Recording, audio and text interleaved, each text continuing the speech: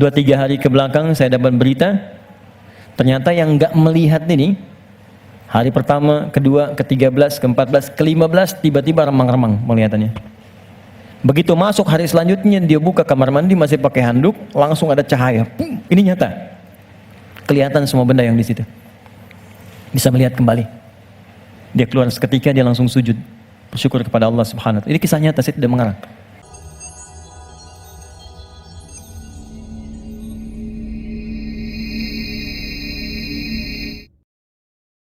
Ada 3 rumus.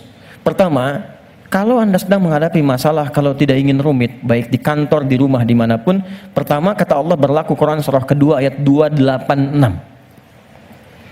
La yukallifullahu nafsan illa. Ini nih rumusnya. Prinsip pertama, tolong tanamkan dalam jiwa kita. Mustahil Allah menguji seorang hamba di luar batas kemampuannya. Kalau kita bahasakan ini ke dalam bahasa psikologi, itu akan menenangkan jiwa kita. Kalau Anda sedang diuji, katakan, kata Al-Quran, bisa, mampu. Karena mustahil Allah menguji kalau Anda nggak mampu. Teman-teman maaf ya, yang mampu itu Anda, bukan saya. Ketika Anda punya masalah sebesar apapun sekarang, Anda mampu, saya tidak.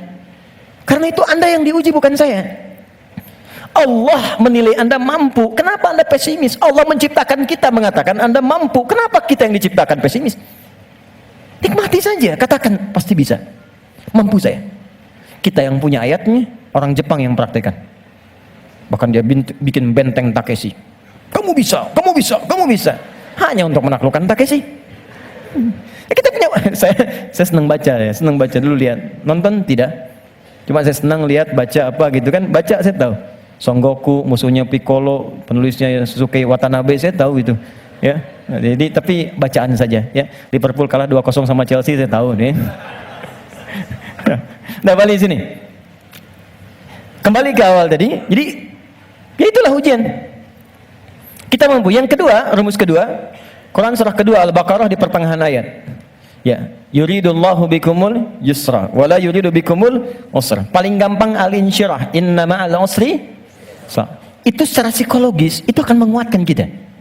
Dikata Allah, kalau engkau sedang punya masalah, katakan pada dirimu, pasti mudah, pasti ada solusinya.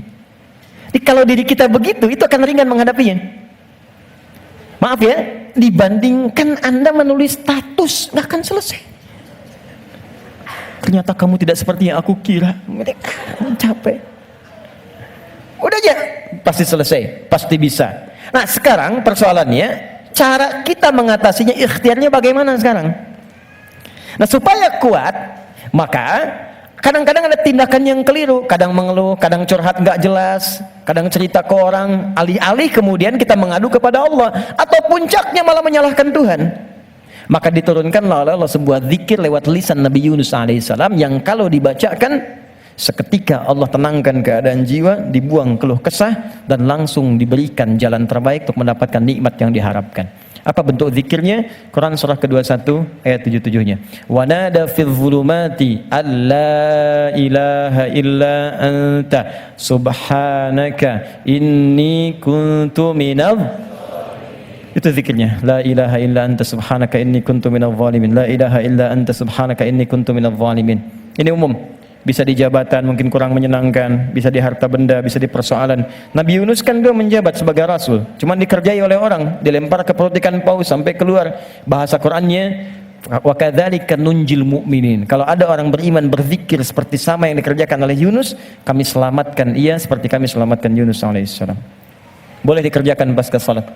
Langsung perintahnya di Al-Quran. Jadi kalau secara pribadi bacakan Rabbana zalamna anfusana, zikir terkait tadi bacakan ini. Bonusnya ada juga kan penyakit yang suka memvonis diri. Ya Allah, aku kok malah sakit begini? Kenapa mesti aku yang sering tahajud, sering puasa? Kenapa begini? Lakukan zikir Nabi Ayub alaihissalam.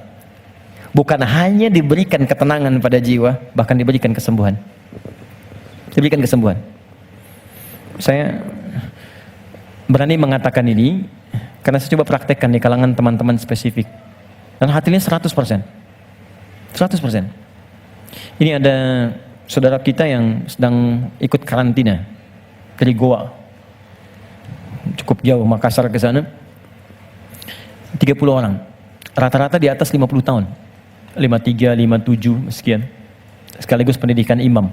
Sekarang di Sukabumi, ada di antara mereka yang matanya satu nggak ngelihat, satu.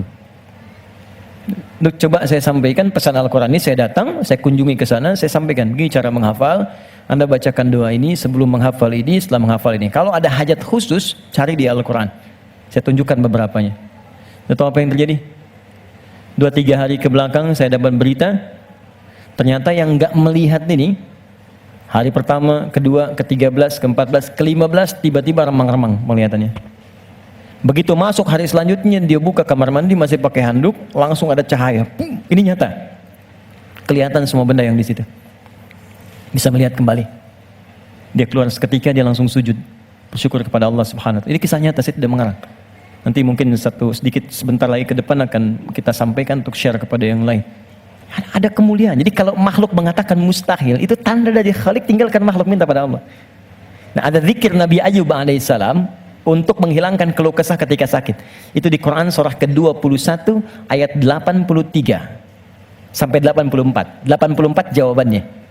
Wa ayyuba idz nada rabbahu, zikirnya anni massaniya dhurru wa anta arhamur rahimin. Allahumma anni massaniya dhurru wa anta arhamur rahimin. Ya Allah, penyakit ini sudah mengganggu saya, melukai saya, sedangkan Engkau yang paling sayang kepada saya. Kalau yang paling sayang saja tidak menyembuhkan saya, kepada siapa lagi saya mesti meminta?